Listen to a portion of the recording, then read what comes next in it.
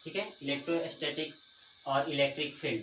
इसमें हम लोग आवेश, ठीक है, आवेश, पोटेंशियल, ऐसे करके बहुत सारे टॉपिकों को इसमें पढ़ेंगे। ठीक है, तो टॉपिक का हम नाम लिख देते हैं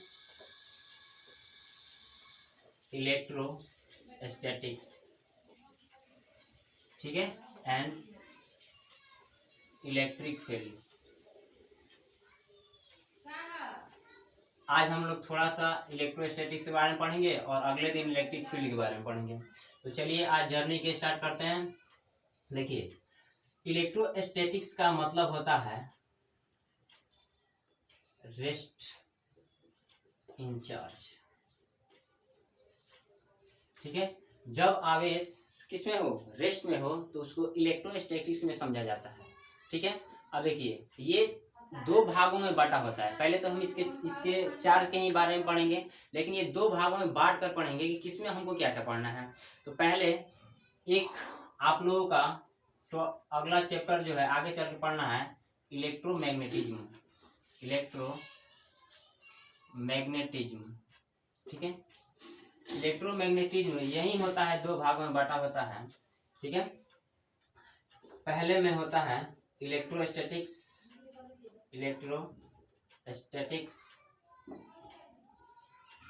ठीक है, और दूसरा होता है इलेक्ट्रोडायनेमिक्स।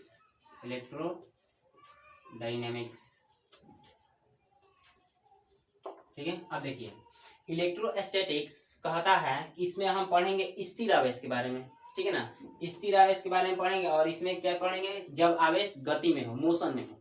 ठीक है, इसमें क्या पढ़ेंगे, रेस्ट इन चार्ज।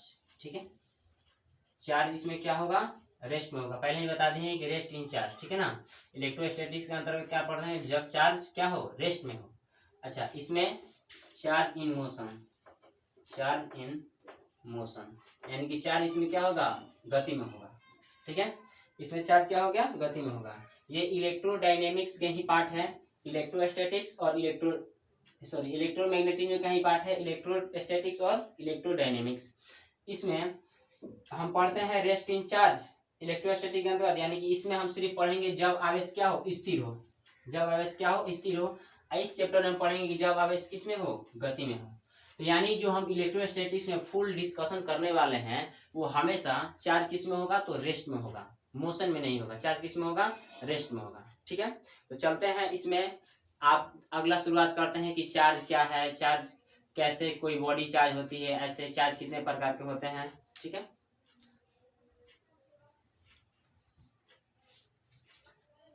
इसे इरेज कर देते हैं।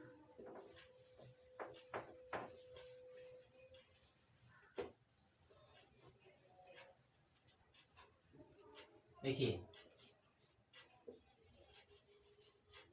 चार्ज मतलब क्या होता है, आवेश।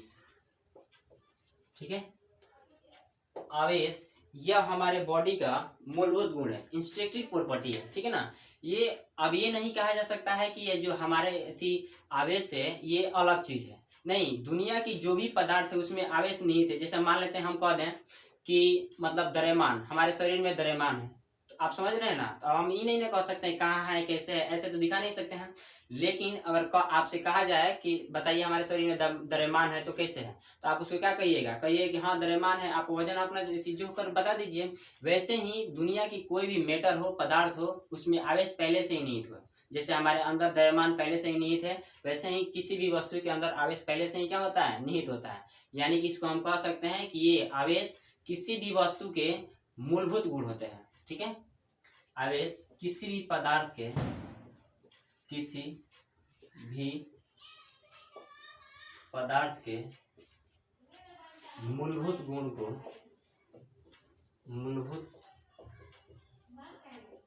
को चार्ज कहते हैं, ठीक है। अच्छा, चार्ज को क्यू से सूचित करते हैं। चार्ज को जो सिंबल होता है, चार्ज को क्यू, आप कैपिटल क्यू लिख दीजिए तो या स्मॉल क्यू लिख दीजिए तो चार्ज को क्यू से सूचित करते हैं, सूचित किया जाता है। ठीक है, अच्छा इसका एसआई यूनिट होता है, ध्यान दीजिए, आई बराबर फॉर्मूला पढ़ेंगे विद्युत धारा क्यू बाई क्या होता है टी। आवेश प्रवाह की दर को क्यू को क्या कहते हैं, आवेश कहते हैं नहीं, आवेश प्रवाह की दर को विद्युत धारा कहते हैं। लेकिन अभी हमको तो विद्युत धारा अभी पढ़ना नहीं है, आगे चल के पढ़ना है, तो हमको यहाँ से क्या चाहिए, क्यू चाहिए। तो क्यू ये डिवाइड में इधर आएगा तो मल्टीप्लाई में, तो आई इंटू क्या हो जाएगा, आई इंटू क्या हो जाएगा टी। तो जब इसका हम एसआई मात्रक लिखना चाहेंगे आवेश का, देखिए आई मतलब एम्पियर, तो धारा का एसआई मात्रक जो क्या होता है एम्पियर, और टी का क्या होता है सेकेंड, यानी क्यू का एसआई जो मात्रक होता है एम्पियर इंटू सेकेंड। या आवेश का एसआई मात्रक जो होता है वो होता है कूलम। आवेश का एसआई मात्रक क्या होता है कूलम, ठीक है, आवेश का एसआई मात्रक क्या होता है कूलम। यानी कि कूलम आवेश के बारे में कौन से वैज्ञानिक बताया था, कूलम नामक वैज्ञानिक ने इसे बताया था, ठीक है। तो इसको याद रखिएगा कि आवेश का एसआई मात्रक क्या होता है कूलम। आपके एग्जाम में ये नहीं पूछेगा, लेकिन ये जरूर पूछेगा कि आवेश का एसआई मात्रक क्या होता है। अच्छा, इसको हम लिखें इसलिए कि आपको डायमेंशन हम फाइंड करना आ जाए। कूलम को सूचित करते हैं सी से, कूलम को सूचित करते हैं किससे, सी से। आप ध्यान दो, एम्पियर सेकेंड। अच्छा, इसका जब हम लोग डायमेंशन फॉर्मूला लिखेंगे, डायमेंशन फॉर्मूला देखिए, तो क्यू इसके एम्पियर के लिए क्या हो जाएगा ए, और सेकेंड के लिए डायमेंशन क्या होता है टी। यानी कि आवेश की जो बीमा होती है वो क्या होती है एटी। आवेश की बीमा याद रखिएगा, लिख देते हैं आवेश की बीमा। ये कितना बार 12th के बोर्ड में पूछ लिया कि आवेश की बीमा क्या होती है। आवेश की बीमा क्या होती है बाबू, एटी होती है। आवेश की बीमा क्या होती है, एटी होती है। ये इतना हो गया आवेश के बारे में, और आगे चलकर पढ़ते हैं, ठीक है ना। यहाँ पर लिख देते हैं, सब एक के बारे में लिख लीजिएगा। आवेश जो है स्केलर क्वांटिटी है, अदिश राशि है। आवेश अदिश राशि है, अदिश राशि। अदिश राशि को इंग्लिश में क्या कहते हैं, स्केलर, स्केलर क्वांटिटी, ठीक है, स्केलर क्वांटिटी। आवेश एक कैसी राशि है, तो अदिश राशि है। आवेश कैसी राशि है, तो अदिश राशि है। इतना आप स्क्रीनशॉट ले लीजिए, अच्छा नोट कर लीजिए, नोट कर रहे हैं तो उसके बाद आगे बताते हैं। हो गया,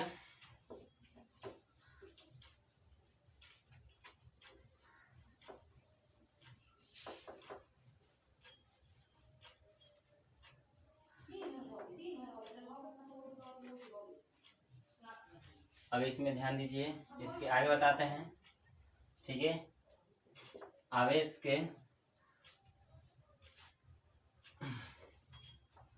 संरक्षण का सिद्धांत, ठीक है। अगला जो टॉपिक है, ये छोटे छोटे टॉपिक आपको सिर्फ आज ऐसे ही सीख लेना है, ठीक है ना। अगली बार में जो बोर्ड के लेवल का है वो और अच्छे से बताएंगे, ठीक है।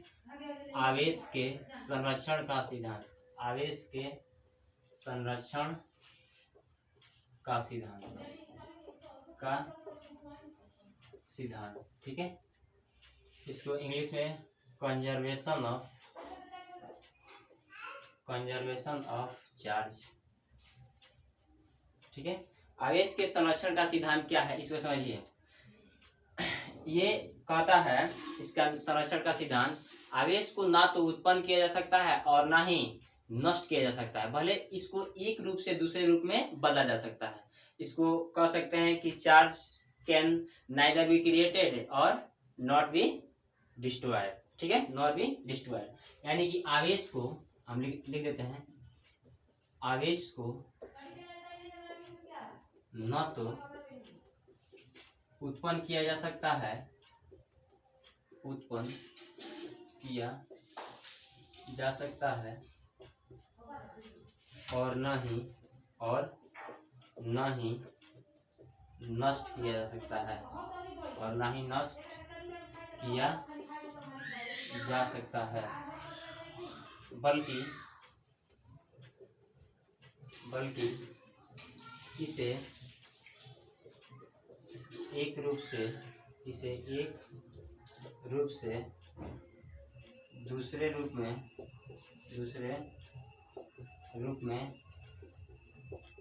बदला जा सकता है, इसे एक रूप से दूसरे रूप में बदला जा सकता है। यही है आवेश के संरक्षण का सिद्धांत। मान लेते हैं, देखिए आवेश को हम ऐसे, अभी हमारे बॉडी में आवेश है लेकिन आपको दिखाई नहीं दे रहा है, लेकिन जब अपने हाथ को, हैंड को एक दूसरे से फ्रिक्शन करना, घर्षण करना चालू करते हैं तो आप जानते हैं कि क्या कौन उत्पन्न हो रहा है, आवेश उत्पन्न हो रहा है। जब ये आवेश उत्पन्न हो रहा है तो क्या आप हाथ को हटा लिए तो फिर रगड़ेंगे तो क्या ऐसा नहीं होगा, होगा। यानी कि ये आवेश हम उत्पन्न कर रहे हैं। ठंडियों के दिनों में आप देखते होंगे कि अपने हाथ को ऐसे ऐसे ऐसे ऐसे करके मतलब रगड़ा जाता है कि नहीं। तो ठंडियों के दिनों में हाथों को रगड़ते हैं तो क्या उत्पन्न होता है, आवेश उत्पन्न होता है। फिर क्या, फिर हमको ठंडा लगेगा तो हाथ रगड़ेंगे तो क्या आवेश उत्पन्न नहीं होगा, होगा, बिल्कुल होगा। ऐसा ही है। तो आवेश को कभी भी खत्म नहीं किया जा सकता है। कोई भी वस्तु है, दुनिया की कोई भी वस्तु है, हमारा ही बॉडी है चाहे किसी भी चीज का बॉडी है, उसमें आवेश पहले से ही था और पहले से ही रहेगा। दुनिया खत्म हो जाएगी लेकिन आवेश खत्म नहीं होगा। बात समझ में आया।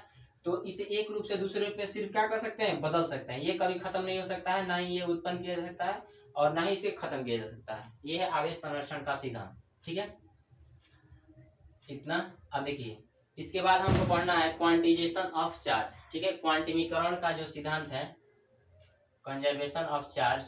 ठीक है ना, यहाँ पे लिख लीजिएगा, ये प्रिंसिपल बोल देते हैं, सर सिद्धांत, प्रिंसिपल, प्रिंसिपल, ठीक है, ऑफ कंजर्वेशन ऑफ चार्ज। ठीक है, अब इसको आगे पढ़ाते हैं।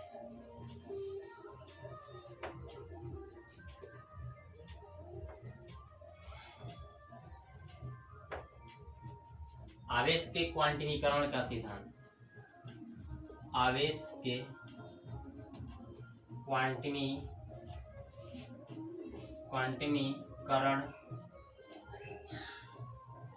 का सिद्धांत। आवेश के क्वांटिमीकरण का सिद्धांत। ठीक है, इसको लिखते हैं प्रिंसिपल ऑफ क्वांटाइजेशन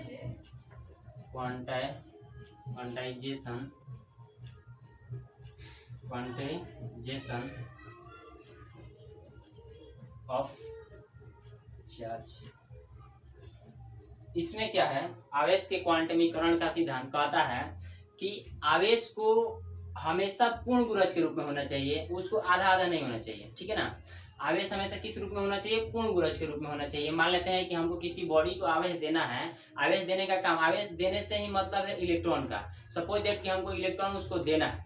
ठीक है, तो इलेक्ट्रॉन जब हम उसको देंगे तो वो हमेशा 1 इलेक्ट्रॉन, 2 इलेक्ट्रॉन, 3 इलेक्ट्रॉन ऐसे करके देना पड़ेगा। ये नहीं कि आधा इलेक्ट्रॉन, 1.5 इलेक्ट्रॉन, ये क्या आधा आधा करके देंगे, लंगड़ा करके थोड़ी देंगे उसको। इसलिए हमको क्या कहता है कि आवेश हमेशा क्वांटाइजेशन के रूप में, यानी कि आवेश पूर्ण गुणज के रूप में होना चाहिए। उसे 1 दे दीजिए, 2 दे दीजिए, 3 दे दीजिए, ये नहीं कि 3.5 दे दिए, ऐसा नहीं है। उसको हमेशा 1, 2, 3, 4, 10, 20 ऐसे करके दे सकता है। अब ये नहीं 20.5 दे दीजिए, आधे आवेश आप नहीं दे सकते। ठीक है, तो इसी के कहता है कि आवेश की सबसे छोटी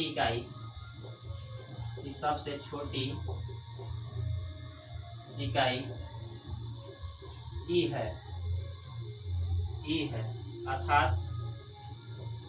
अर्थात हमें आवेश परवाह करने का मतलब होता है इलेक्ट्रॉन से, अर्थात इलेक्ट्रॉन हमेशा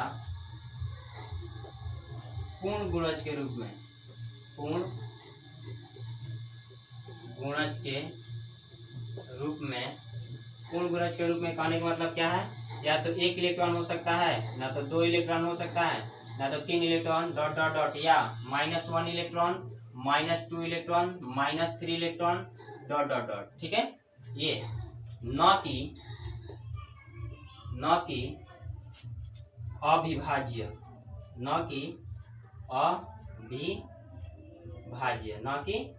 अविभाज्य करने का मतलब मान लेते हैं सपोज दैट कि 1.5 इलेक्ट्रॉन हो गया, ये कभी हो ही नहीं सकता है। आधा करके आवेश किसी को दे ही नहीं सकते हैं। जब भी देना होगा तो 1, 2, 3, 4 आप करके बता रहे हैं कि क्यों ऐसा होता है। ठीक है ना, ये मान लेते हैं 1.5, 2.5 इलेक्ट्रॉन। ठीक है, ये पर क्या है इलेक्ट्रॉन, -3 इलेक्ट्रॉन, -3.1 इलेक्ट्रॉन, ऐसे करके आप नहीं दे सकते। ना कि अविभाज्य इलेक्ट्रॉन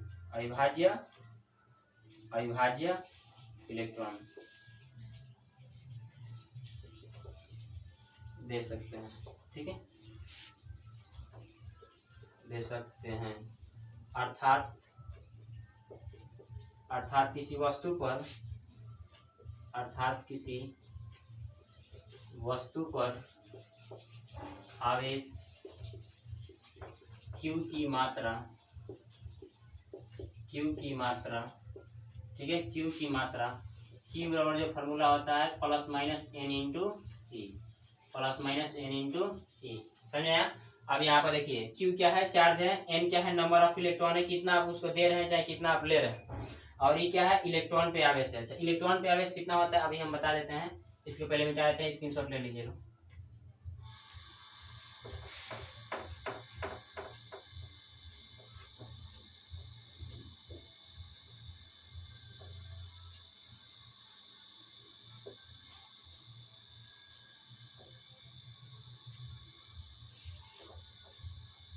Q बराबर फॉर्मूला क्या था, प्लस माइनस n इंटू ई, जहाँ पर Q क्या है बाबू, चार्ज है, और n क्या है, number of electron,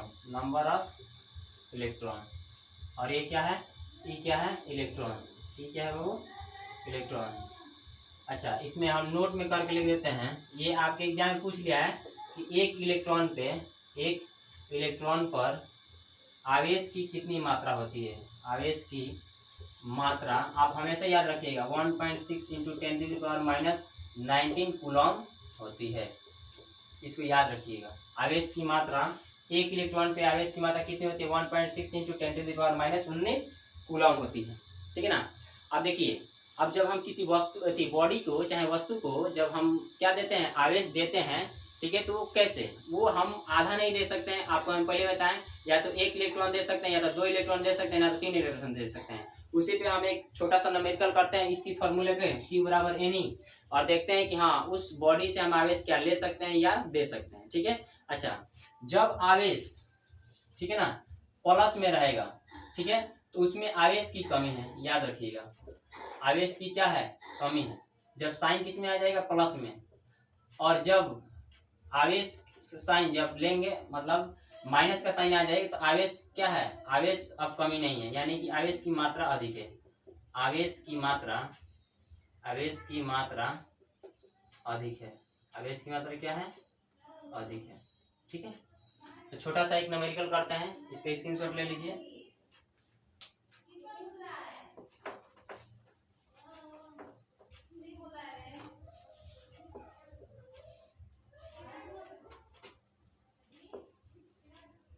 suppose that हम लिखते हैं, क्या किसी वस्तु को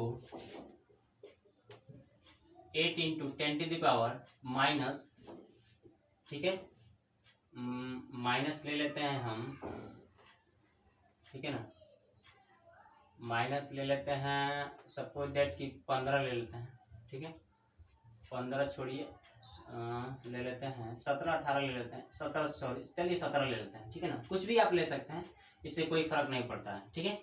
किसी वस्तु को इतना इलेक्ट्रॉनों की संख्या, इतना इलेक्ट्रॉन लिया जा सकता है, किसी वस्तु से इतना इलेक्ट्रॉन लिया जा सकता है। अब देखिए, लिया जा सकता है कब ले सकते हैं, जब वस्तु का जो आवेश की जो नंबर ऑफ इलेक्ट्रॉन की जो मात्रा है वो कैसे आनी चाहिए, ठीक है, वो हमेशा प्लस माइनस में, और ठीक है, प्लस माइनस में साइन के साथ भी आना चाहिए, और हमेशा पूर्ण गुणज के रूप में आना चाहिए, ठीक है। तो किसी वस्तु पर से इतना आवेश, ठीक है, आवेश, ठीक है, लिया जा सकता है। देखिए Q का जो फॉर्मूला है क्या है, प्लस माइनस n इंटू ई, ठीक है, ये बाद में साइन हम रख लेंगे, साइन के हिसाब से आंसर आएगा। तो यहाँ पर देखिए Q का वैल्यू कितना है, 8 इंटू 10⁻⁻ कितना है, -17, ठीक है, इंटू नंबर ऑफ इलेक्ट्रॉन है ना, हमको लेना है या चाहे देना है, और इसका E का जो वैल्यू होता है 1.6 इंटू 10⁻⁻19 कूलम, ये इधर मल्टीप्लाई में, इधर आएगा तो डिवाइड में हो जाएगा, n बराबर क्या हो जाएगा बाबू, 8 इंटू 10⁻⁻17 और 1.6 इंटू 10⁻⁻19, यही होगा। अब देखिए, इसका जब पॉइंट हटाइएगा तो क्या चलेगा, ऊपर एक जीरो चला जाएगा, ये कितना हो जाएगा 80 इंटू 10⁻⁻70। अच्छा ये माइनस में ऊपर जाएगा तो किसमें हो जाएगा प्लस में, यानी कि ये हो जाएगा प्लस में 19 और नीचे कितना बच जाएगा 16। 16 से जो काट दिए 16 बचे 80। अच्छा ये इसमें से घटाइए 19 में से 17 गया, 19 में 17 गया तो 10 के पावर कितना बचेगा 2, तो 5 इंटू 10⁻कितना हो जाएगा 2। ठीक है, यानी नंबर ऑफ इलेक्ट्रॉन, अच्छा इसको हम लिख देते हैं 5 इंटू 10⁻2 का मतलब कितना है 100, इसका मतलब कितना आ जाएगा 500। अब बताइए ये क्या आधा है, ये तो पूरा है कि आधा है, यानी 500 पॉइंट कुछ नहीं है, यानी पॉइंट में समथिंग नहीं ना है, तो नहीं ये पॉइंट में नहीं और इसका साइन किसमें है प्लस में है, यानी इसकी कमी है। अब हम फिर इलेक्ट्रॉन इससे ले सकते हैं, ठीक है ना, सॉरी इसको दे सकते हैं, जो इस बॉडी को हम उसमें कमी है प्लस का साइन आते हैं हम लिखे थे आपको कमी होगी तो इलेक्ट्रॉन थी उस वस्तु को क्या कर सकते हैं इलेक्ट्रॉन दे सकते हैं। ये है इसमें फैक्ट बात, ठीक है। तो ऐसे ही आपको छोटा छोटा सा सवाल पूछता है, अब यहीं पे कह देगा कि नंबर ऑफ इलेक्ट्रॉनों की संख्या इतनी है तो आवेश की मात्रा बताइए, जैसे कि नंबर ऑफ इलेक्ट्रॉन इतना आ गया 500 तो इसमें पुट रखिएगा तो फिर इतना आ जाएगा, ठीक है ना, तो आवेश की मात्रा कितनी थी इतना थी, बात समझ में आया ऐसे करके।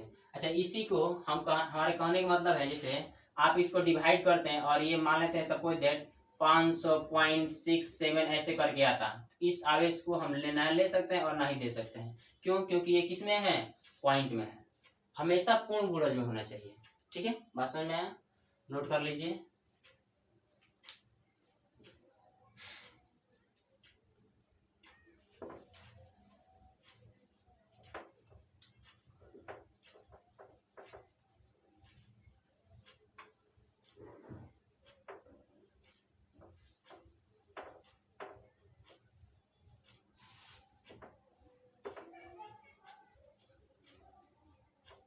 अब चलिए पढ़ते हैं जो आपके लिए बहुत वीवीआई है, कूलॉम्स लॉ, ठीक है ना, क्या है बाबू कूलॉम्स लॉ, तो लिखते हैं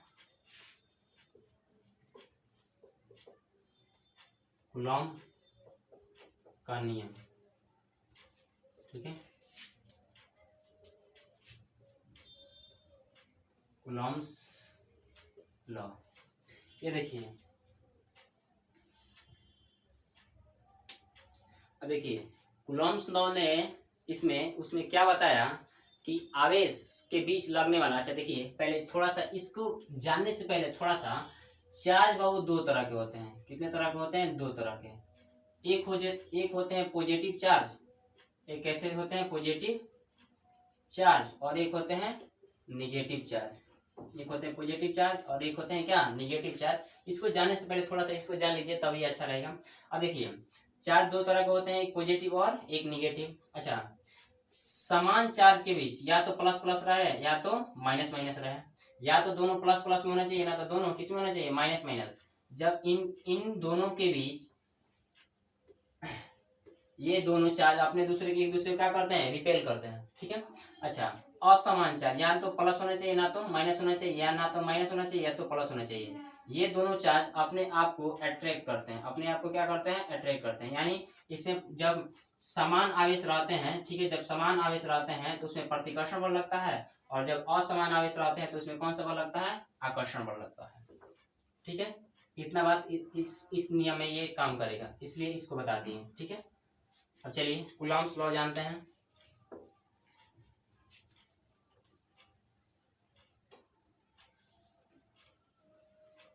ठीक है देखिए कूलॉम साहब ने क्या कहा कि दो आवेशों के बीच, दो आवेश एक आवेश में तो कभी प्रतिकर्षण और आकर्षण बल तो लग नहीं सकता है, एक हाथ से अभी कभी ताली बजाए हैं, अभी मत कर दिए कि दीवार पे मार के ताली बजा देंगे, ऐसा कुछ नहीं होने वाला है, ठीक है ना, ताली बजाने का मतलब हाथ सटना ही चाहिए, ठीक है।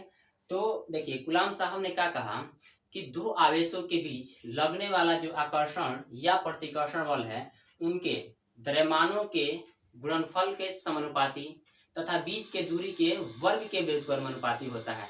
आप इसे न्यूटन लॉ जब पढ़े होंगे तो वो द्रव्यमान के लिए बताया था और कूलॉम ने किसके लिए बता रहा है आवेश के लिए बताया था, ठीक है ना।